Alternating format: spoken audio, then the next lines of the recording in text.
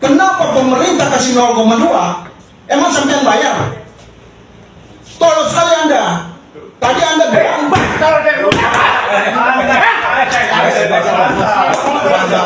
dan semoga Allah Subhanahu wa taala menghancurkan sehancur-hancurnya para pelaku pembantaian 6 syuhada pengawal kami dan yang memerintahkannya, serta para aktor intelektualnya juga yang merestuinya, dan semua yang terlibat dalam pembantaian sadis dan brutal tersebut secara langsung maupun tidak langsung.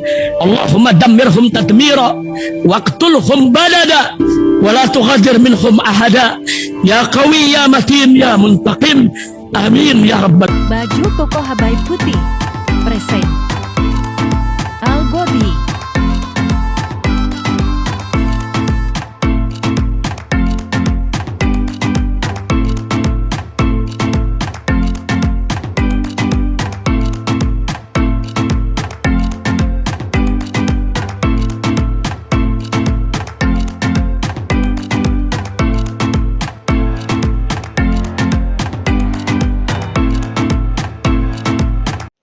sebenarnya kita naik upah itu berapa? Kalau 0,2, bilang 0,2, jangan 7, tipu-tipu itu. Anda ini dari pihak pengusaha atau dari pihak pemerintah? Jangan-jangan Anda mewakili pengusaha. Sebenarnya masalah upah itu urusannya pengusaha dengan buruhnya. Kenapa pemerintah kasih 0,2? Emang sampean bayar? Tolong sekali Anda. Tadi Anda bilang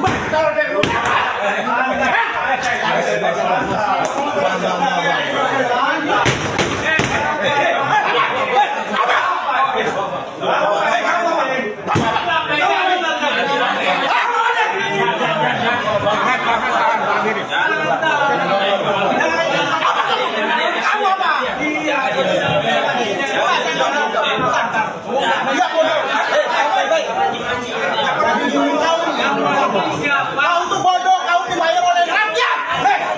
Diam kau. Kau diam. Apa kau? Siapa kau? Dibayar oleh rakyat kau. Bodoh kau. Kamu yang sopan kau. Kau. Kan kamu dibayar oleh rakyat.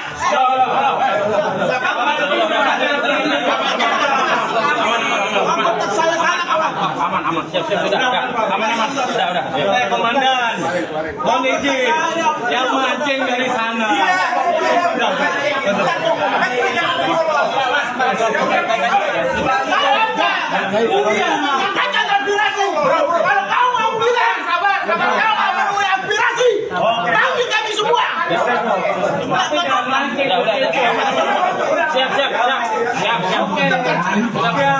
Siap.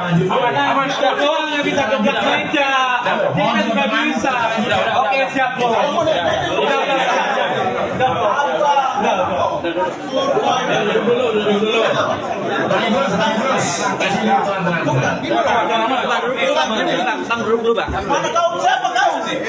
Udah. Tengok anak ini mau dibayar rakyat. Sekarang begini, semua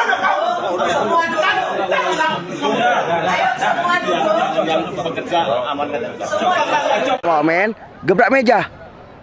Nah, dia ngebrak meja ya kita terpulut dong. Untung saja Bung Jendri masih bisa tertahan, karena juga ketika Bung Jendri udah marah dan aku juga ikut marah tadi di sana, itu pasti kita baku hantam pasti terjadi.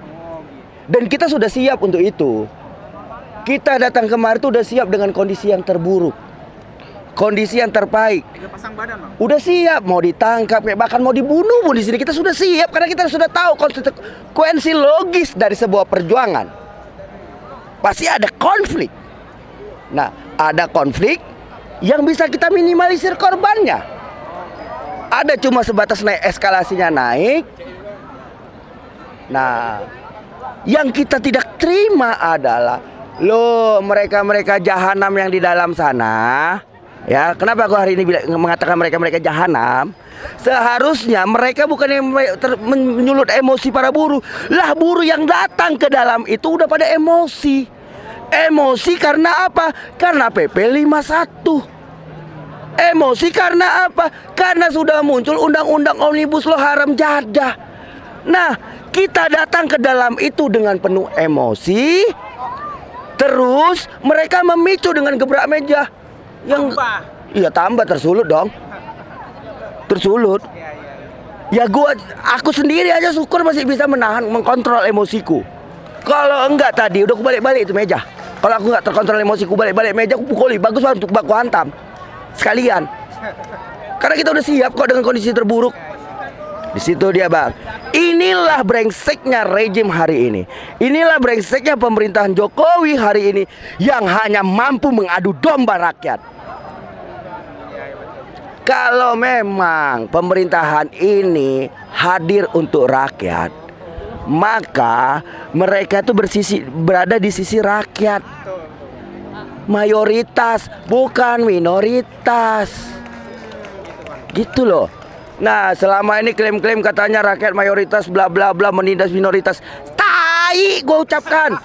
Detik sampai hari ini minoritaslah yang menindas mayoritas. Minoritas itu segelintir elit, segelintir pengusaha yang menindas rakyat, yang memberikan upah murah. Kan gitu. Kalau pengusaha benar, ya, pemerintahan juga benar, itu mereka melihat buruh itu sebagai aset berharga perusahaan, sebagai permata-permata. Karena apa? Karena buruh lah, ya, yang menghasilkan kekayaan bagi pengusaha. Karena buruh lah yang memberi gaji pemerintah. Itu yang harus dilihat.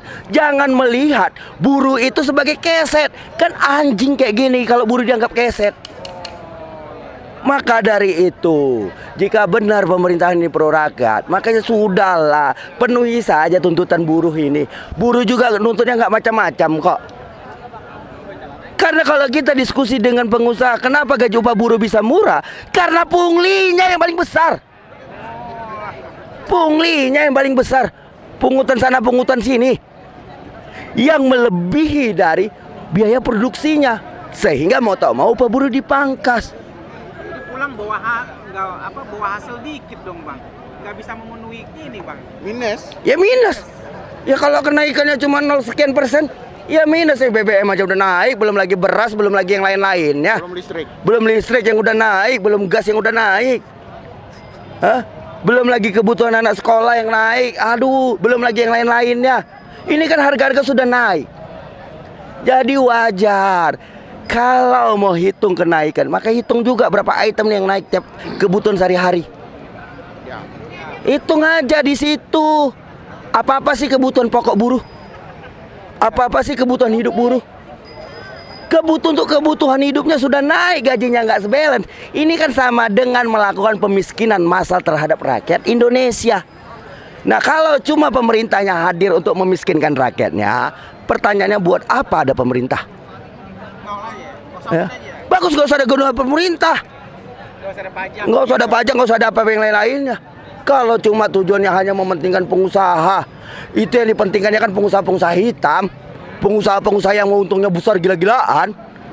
Tapi kalau pengusaha-pengusaha yang punya hati, justru mereka memberi bonus-bonus dan bonus-bonus lainnya. Ini seharusnya yang didorong. Yang dilakukan pemerintah adalah bagaimana mengajak pengusaha. Hei pengusaha, itu buruhmu bukan keset. Itu buruhmu bukan budak.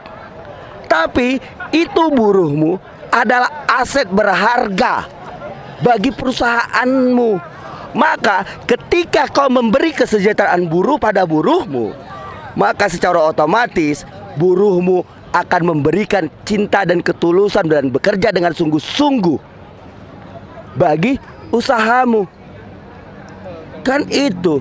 Dulu zaman perbudakan buruh dikasih makan, cuma dikasih libur. Lah ini nggak jauh beda bro. Perbudakan modern hari ini, buruh untuk hari ini upahnya apa? Nggak cukup untuk makan. Jangan bicara untuk makan loh, jangan untuk bicara untuk senang-senang. Untuk makan aja nggak cukup. Karena apa? Karena indikatornya jelas bro. Upah buruh masa upah orang yang berkeluarga dengan lajang itu beda tipis. Sementara sempat anak-anaknya buruh cuma anaknya 4. Biaya makannya udah berapa ini bro? Makanya itulah yang kita dorong. Seharusnya pemerintah ini memberikan jaminan kehidupan yang layak bagi buruhnya. Bukan malah memberikan jaminan bagi pengusaha untuk mengerus untung-untungnya. Kan brengsek kayak gini. Karena undang-undang yang lahir, peraturan-peraturan yang lahir hanya untuk menyengsarakan buruh. Itu dari Bismillahirrahmanirrahim guys. Sekarang ada babe rolen, babe roti molen. Roti ini dibuat yang pasti rasanya enak ya. Ada 3 rasa. Nih, ada pisang keju, ada tape keju, ada pisang coklat. Ini dibuat tanpa bahan pengawet dan melayani pesanan-pesanan kalian yang seputaran Jabodetabek, bisa buat nemenin ngopi, buat acara-acara boleh. Dan ini karena gue paling suka pisang keju, nih gue dulu yang nyoba nih. Nih dia itu kayak crunchy gitu depannya itu. No.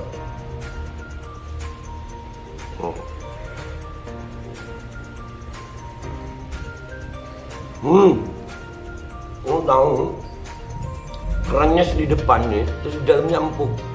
Ya Allah. Udah nggak usah lama-lama, lu kalau kepingin langsung pesen aja, itu ada nomor WA-nya, nanti gua kalau cantumin, ada juga IG-nya, langsung pesen, murah. Segini cuman nanti dia tanya itu 35.000 kalau nggak salah, ya.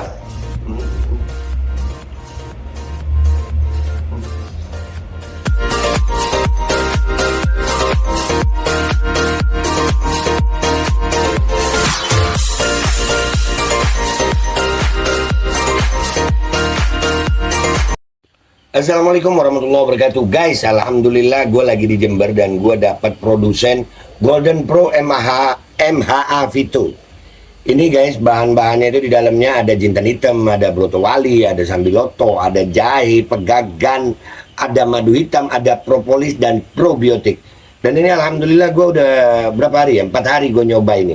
Ini langsung aja guys, dia madunya madu hitam ya. Ya bukan madu bini, bukan madu hitam. Ini untuk obat dan untuk imunitas tubuh. Alhamdulillah kemarin gua badan-badan gak enak, gua pakai sehari 3 kali nih produk. Cuman ditetesin di bawah lidah kayak begini. Jangan lupa bismillah, tapi bismillah sama sholawat. Allahumma sholli ala sayyidina Muhammad dan sayyidina Muhammad.